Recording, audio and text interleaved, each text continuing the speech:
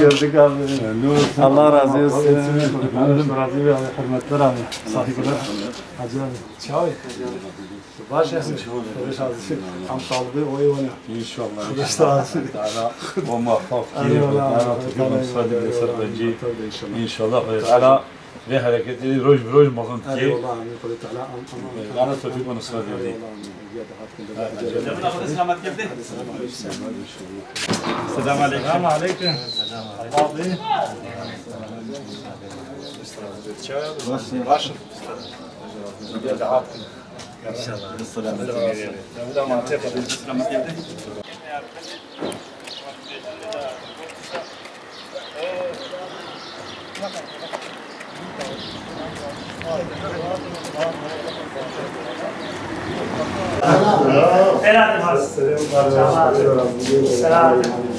Abi merhaba. Nasılsın abi?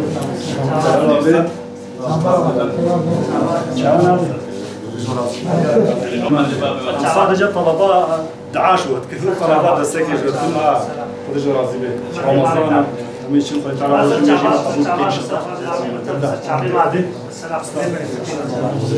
Alef abi.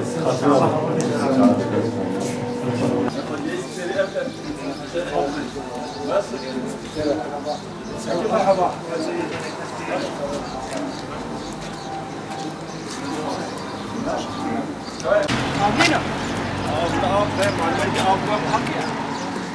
Yani belaş muvaffak bol absa.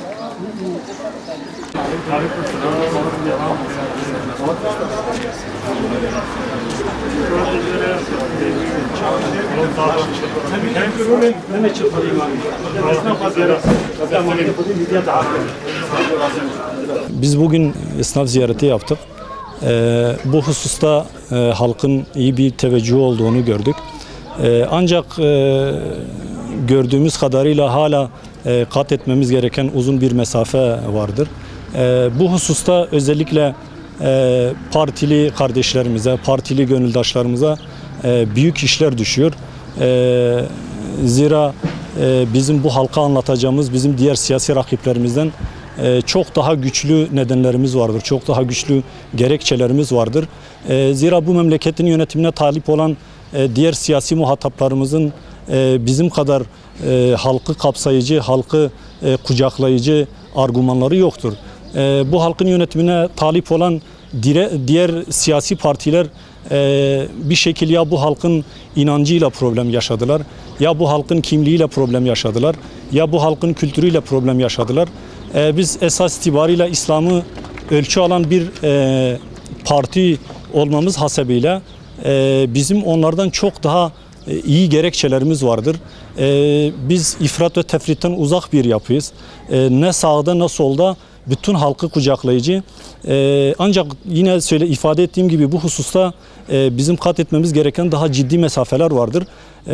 Partili yetkililerimizin, partili kardeşlerimizin sokak sokak dolaşıp, dükkan dükkan, ev ev, şahıs dolaşıp bizi, davamızı, hedefimizi, ölçülerimizi bu halka anlatması lazımdır.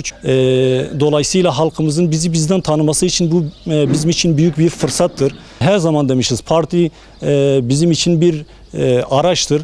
Bunun için partili kardeşlerimize büyük işler düşüyor. Biz Allahu Teala'nın izniyle bu halkın desteğine, önce Allahu Teala'nın yardımına, sonra bu halkın desteğine biz talibiz. Allahu Teala ayaklarımızı sabit kılsın. Allahu Teala bizi bu yolda utandırmasın. Bize büyük işler düşüyor. Allah razı olsun.